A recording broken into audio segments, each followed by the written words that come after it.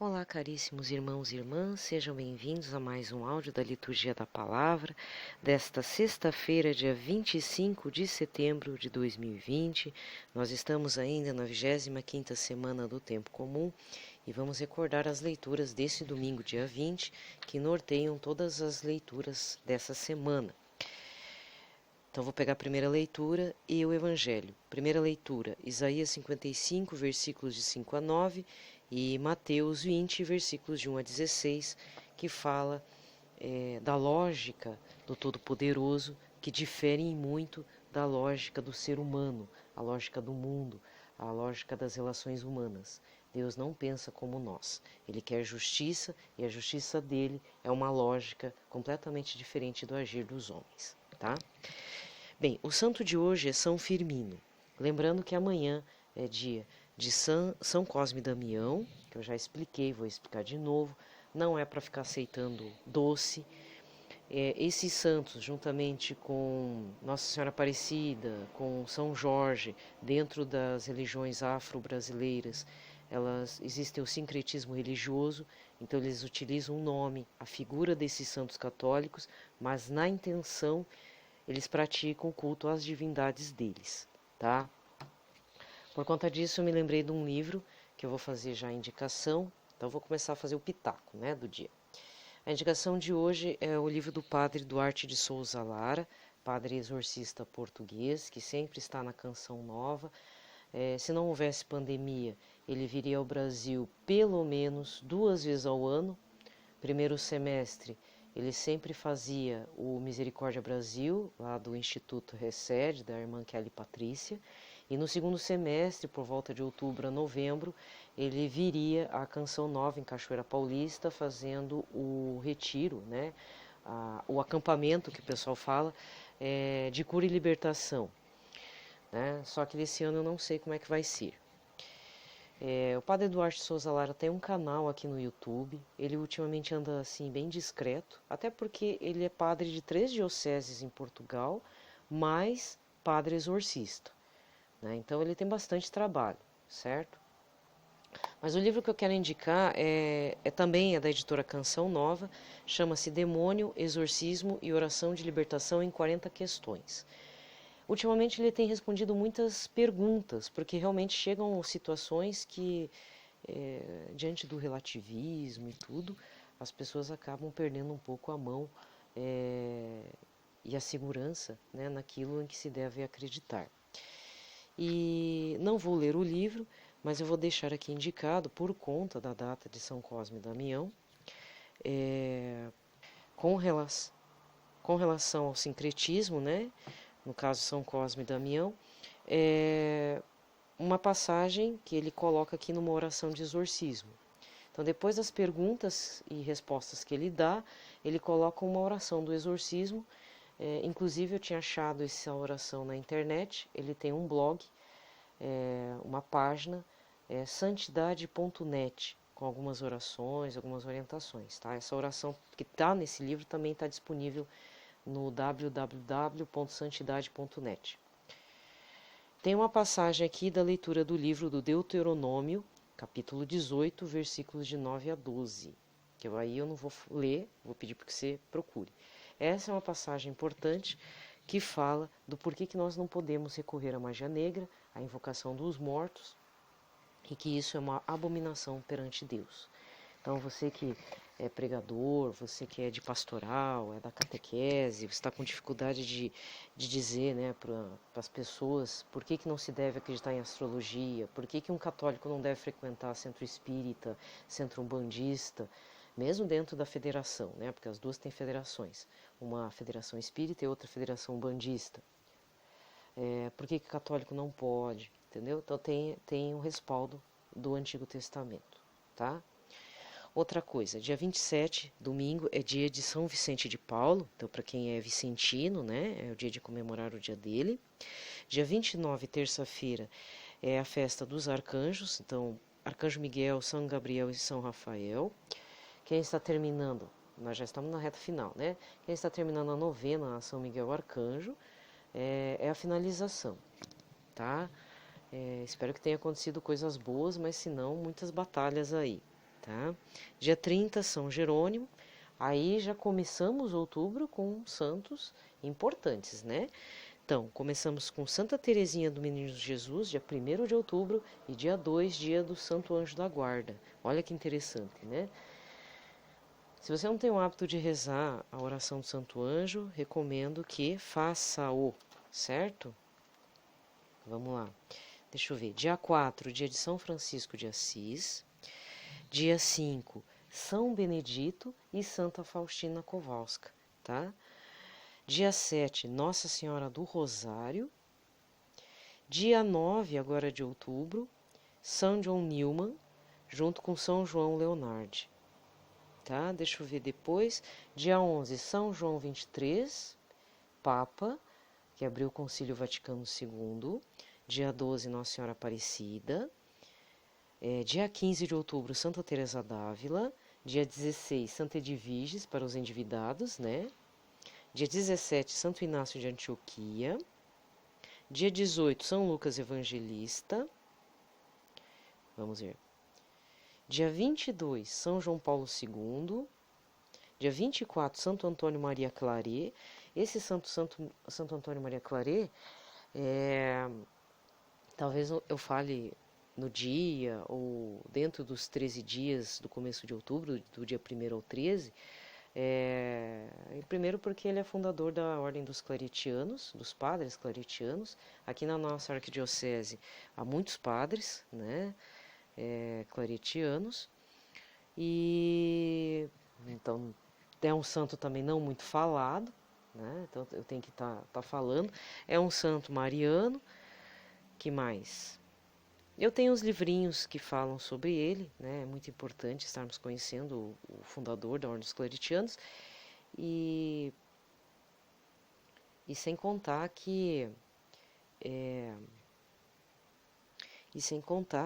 esta ordem é que responde pela editora Ave Maria no Brasil e no mundo, tá?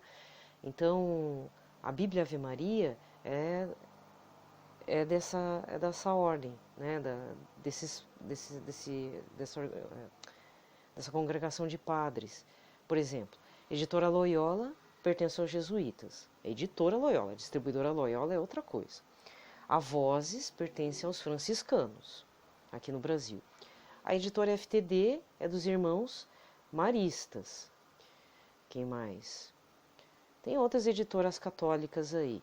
As outras editoras mais comuns, como Eclésia, aí já é outro detalhe. Eu estou falando de editoras mais tradicionais, com mais de 100 anos ou com muito mais tempo de mercado, né, que estão aí, e que às vezes você não está associando o nome à congregação, né? Edições Paulinas das Irmãs Paulinas, a Paulos, né, também pertence a uma congregação.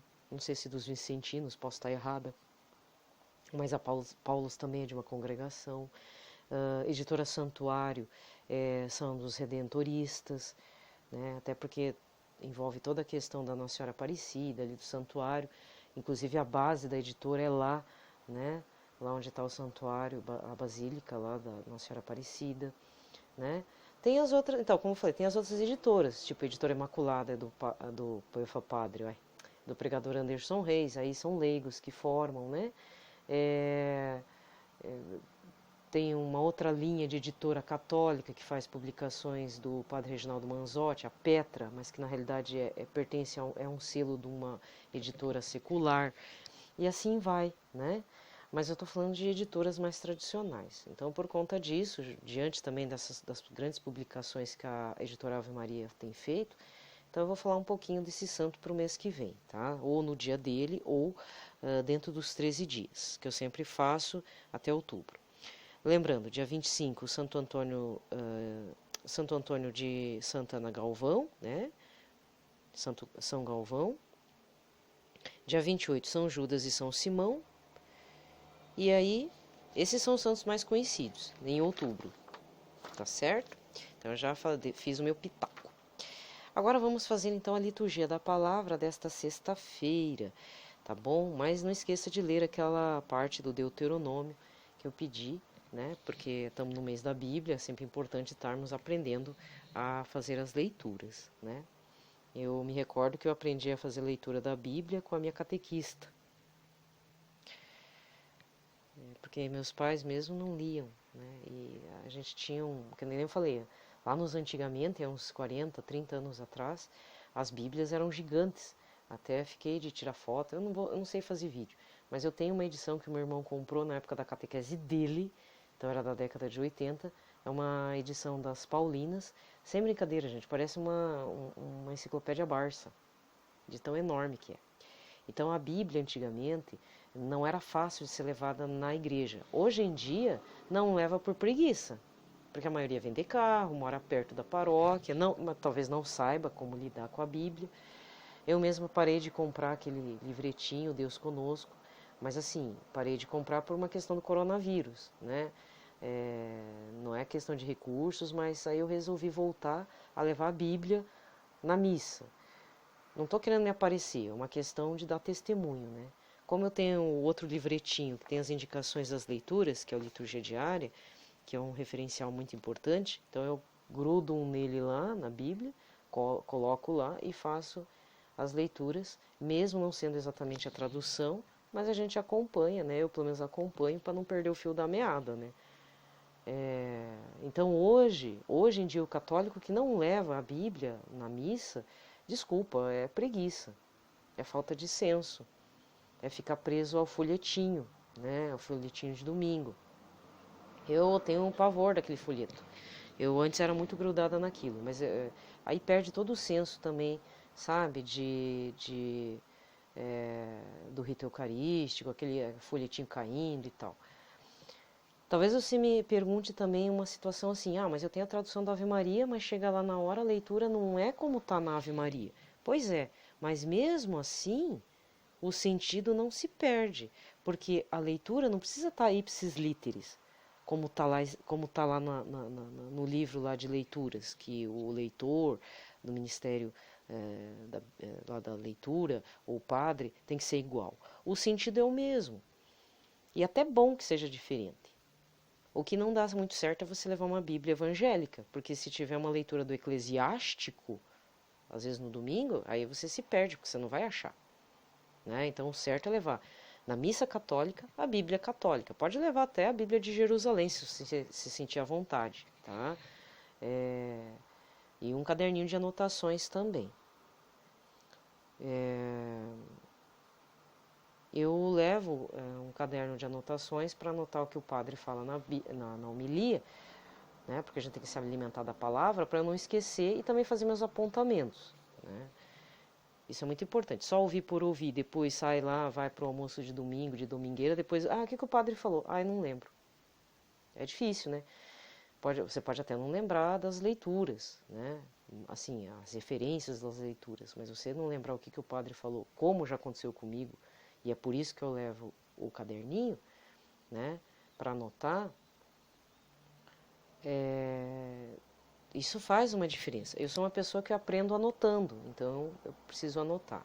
Então fica aí a reflexão. Talvez você goste de anotar no celular, mas é que fica feio ficar mexendo no celular no meio da homilia do padre, porque senão vão achar que você está no Zap Zap fazendo joguinho. Né? Então, inclusive, eu poderia levar meu celular com o aplicativo da Canção Nova, mas eu não faço para não dar péssimo testemunho, para não escandalizar o outro. Porque às vezes a gente também tem que preservar o outro de pecar. Como é que eu posso explicar uma situação que me aconteceu aqui? Eu gosto muito de ver pregações, missas, né? E infelizmente o pessoal da casa não adianta. A gente tenta, mas só rezando mesmo e ficando na misericórdia de Deus. Eu sou a única pessoa que reza da família. Não estou me fazendo de vítima, não. Estou falando a realidade. E eu sei que se eu não rezar, minha casa desmonta. Que já aconteceu, mas por graça de Deus isso não houve, porque tentativas houveram muitas.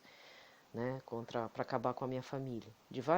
Não é assim como as pessoas pensam, vem com bandido, vem ameaçar. Não, existem outras formas que o demônio chega para acabar com uma família. E o histórico da minha é muito longa. Antes de eu ter nascido, existiram inimigos invisíveis e visíveis que se utilizavam das pessoas visíveis para acabar com minha família nuclear mesmo. por vários motivos, até porque eu tenho um histórico aí de uma outra familiar antiga aí que já faleceu, que também provocou a ira de muita gente, de uma cidade inteira lá no interior. Virou lenda urbana a senhora, né, lá no interior onde meu avô foi pioneiro. Então, é complicada essa situação. Então, por conta disso, eu tenho rezado bastante e colocado nos canais católicos, só que, por exemplo, aconteceu uma situação que a pessoa que mora, quer dizer, eu moro com a pessoa, ela fez um comentário extremamente inapropriado no momento que eu estava vendo a homilia do Padre Manzotti. Mas foi totalmente inapropriado, não sei por que a pessoa falou aquilo. E aí eu tive que pedir misericórdia para Deus, e o que eu faço? Agora, se eu tiver que olhar a programação da Evangelizar, da Canção Nova, eu tenho que fazer sem a pessoa do lado. Porque ela falou uma besteira tão grande que pode levar ela para o inferno. Foi feio a coisa. Fez uma associação nada a ver. Eu nem posso falar aqui porque eu fiquei chocada. Mas como é que a pessoa tem capacidade de falar um troço desse no meio da homilia, né? Então, é duro, sabe? Então, a mesma coisa. Se eu levo o celular no meio da homilia do padre, muita gente vai achar que eu estou fazendo joguinho. Então, isso até é um assunto que o padre José Augusto comentou em uma homilia bem atrás aí, dizendo que ele até tem o aplicativo da Canção Nova, mas ele viu que as pessoas olhavam de esguelha para ele, assim, sabe? Com desprezo, porque ele estava mexendo no celular, mas ele estava no aplicativo. Mas até explicar que ele está no aplicativo, o que é mais fácil? É não fazer o escândalo, é não provocar também o escândalo. Ou então você vê um padre dando carona para uma moça solteira, às vezes não está acontecendo nada, mas o certo era o padre nem dar carona. Por exemplo, eu estou colocando hipóteses, né? Tem situações que é melhor não se envolver, para não gerar escândalo desnecessário. Então, no caso do familiar aqui de casa que fez um comentário totalmente nada a ver, eu tenho que tomar cuidado. Tem situações que eu não posso estar ligando, porque a pessoa começa a repetir coisas e depois ela não se sente bem, não gosta, né? Porque ela queria estar vendo lá o balanço geral com as mortes, os sanguinolências correndo pela tela, do que ver um pouco, 10 minutos ou 5 minutos do Padre Manzotti. E ainda diz que quer ver ele, né? Desculpa, mas dá vontade, eu não vou levar, né, essa pessoa para ver, porque eu vou passar vergonha. Você vai saber o que vai falar na frente do padre. Isso também é pecado. Né? Então é uma pessoa aqui que fala que quer ver muito o Padre Manzotti, mas eu não vou levar nunca. Nunca. Porque já deu bola fora, dentro de casa. Né? Então são situações que a gente precisa fugir e evitar que o outro peque. Outra coisa que faz a pessoa pecar: roupas curtas, roupas sensuais, um batom. Aliás, batom, eu gostava muito de passar batom. Com a máscara não dá para passar mais.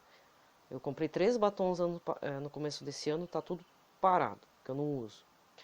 Sem contar as cores também. Parece cor de morte, você já reparou?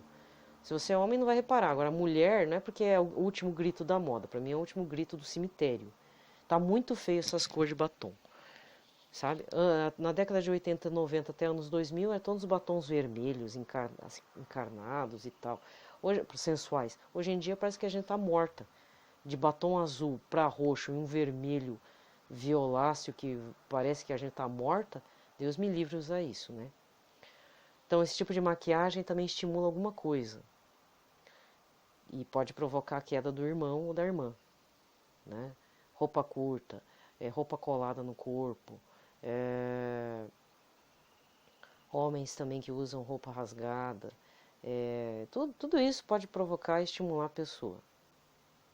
E não vem com esse papinho besta de dizer, o meu corpo, minhas regras, eu visto o que eu quiser, o cara que se contenha. Vai lá dar teu braço na frente do leão sem proteção, assim, sem grade, sem nada. O leão que se contenha? Quantas vezes que a gente não vê acidentes de pessoas que foram atacadas por animais silvestres? É o animal que tem que se conter? Você acha que o ser humano não tem instinto? Quantas moças que não foram parar lá fazer meditação, ficar na seminua na cachoeira para fazer ritual xamânico, que teve um caso. A menina estava aparentemente segura num hotel, só que tinha uma aglomeração antes do coronavírus. Teve uma aglomeração aí de gente e no meio tinha um estuprador, um bandido, um ex-presidiário. O que o cara fez? Estuprou a guria e matou. Isso é falta de senso e de prudência. Não estou dizendo colocando a culpa na menina, mas essa menina podia estar bem viva hoje em dia. Aconteceu aqui no interior do Paraná. A menina não estava muito bem, sei lá, era bailarina mesmo, de balé clássico. Tinha força, tudo, só que achou um cara maior que ela e morreu. De estrangulada e estuprada, no meio do mato. Por quê? Estava fazendo um ritual xamânico. Então provavelmente estava seminua, tomando banho de cachoeira, fazendo alguma coisa. Dançando, né? E aí veio um cara... Então, desculpa, se você que chegou no meu canal faz esses troços aí, ritual xamânico, faz com 5 pessoas. Não é suruba, não. Não é para fazer isso também. Mas eu estou dizendo, faça em companhia de mais gente. Não vá fazer sozinha. Ou sozinho também. Quantos que não morrem por aí? Por causa de um celular, por causa do corpo, é morto. Por quê? Provoca. Tem gente que vive sob instinto. Não adianta. Sabe? Eu conheço grupos desse... Não converso mais com eles, mas esse pessoal que faz esse tipo de coisa se reúnem em 10 pessoas, aluga uma chácara, faz um lugar certinho e pronto, encerrou o assunto. Agora tem gente que faz sozinha achando que é a Mulher Maravilha, né? Ou o Super-Homem, aí dá no que dá, né? Sabe? Então tem umas coisas que é possível evitar e não provocar o pecado no outro, não fazer o estímulo. Então é isso que eu estou querendo dizer. Então cuidado com certos estímulos, tá? Então vamos para a leitura dessa sexta-feira. Pelo sinal da Santa Cruz, livrai-nos Deus Nosso Senhor dos nossos inimigos. Em nome do Pai, do Filho e do Espírito Santo. Amém. A primeira leitura de hoje está em Eclesiástico 3, versículos de 1 a 11. Tudo tem seu tempo. Há um momento oportuno para tudo que acontece debaixo do céu. Tempo de nascer e tempo de morrer. Tempo de plantar e tempo de colher e plantar. Tempo de matar e tempo de salvar. Tempo de destruir e tempo de construir.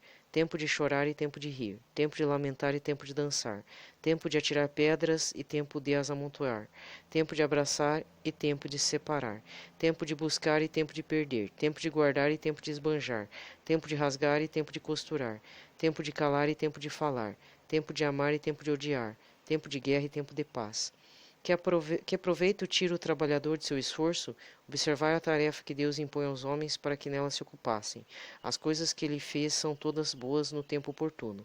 Além disso, ele dispôs que fossem permanentes. No entanto, o homem jamais chega a conhecer o princípio e o fim da ação que Deus realiza. Palavra do Senhor.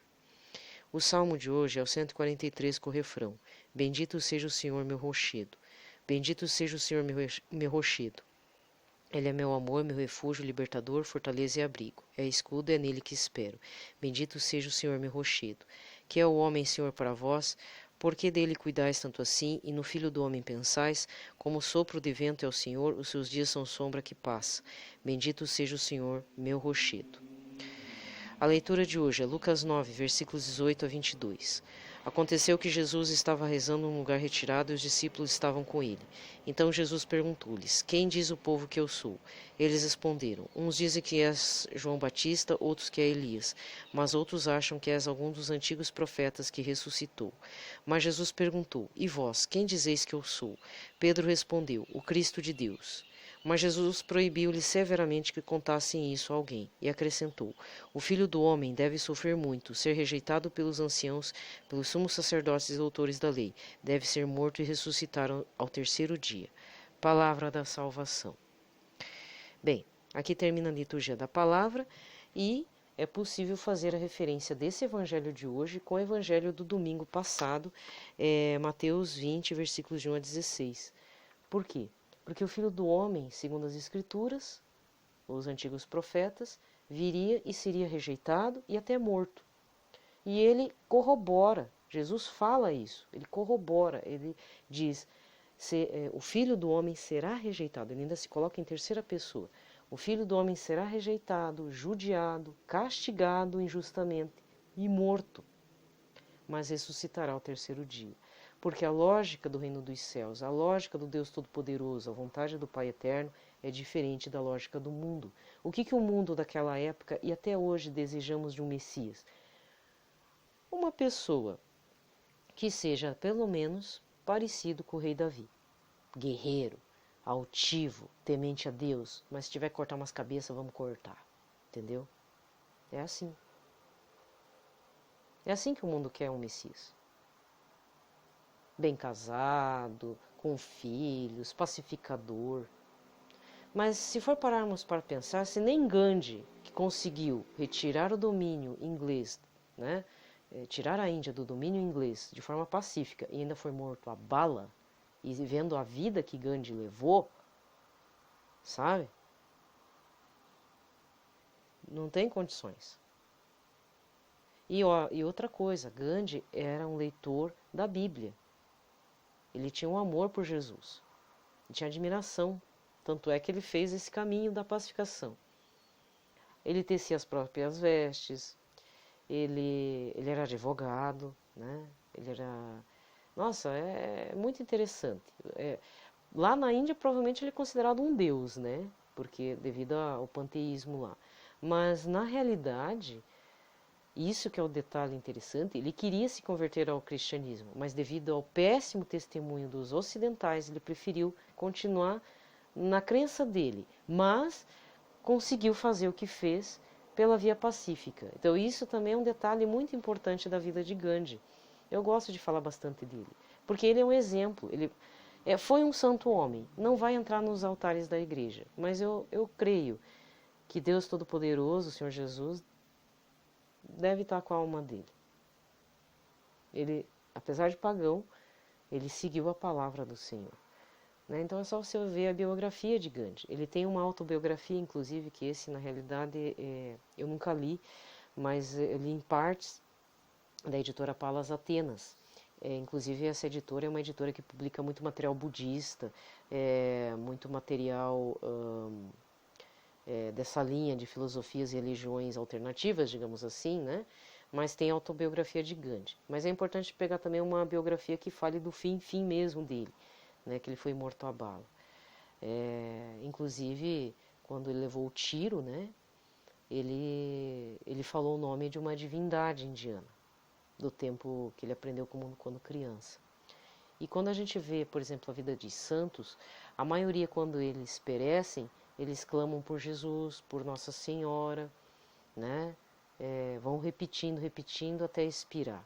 Se não me engano, São Padre Pio de Pietrautina, Santa Juliana de Falconieri, quando recebeu pela última vez o viático, no peito, ela só disse, meu doce Jesus, e simplesmente a comunhão se impregnou, afundou no peito dela, formando até uma tatuagem. Né? Tem outras situações, né? Principalmente os santos que morreram de velhinho, de causas naturais também, tá? Bem, me despeço por aqui, não vou fazer um áudio muito longo, se eu não consigo depois disparar, tá? Prudência, prudência, prudência, né? Por favor. E se você é a única pessoa que reza, não se sinta sozinho, porque na realidade a gente não deve se sentir sozinho.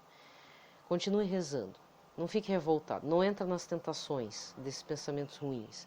Pense que você tem seu anjo da guarda, você tem o Espírito Santo, você tem a Sagrada Família junto com você. Continue rezando. Coloque toda a família em oração, em conversão e até em expiação das almas do purgatório de sua família, tá?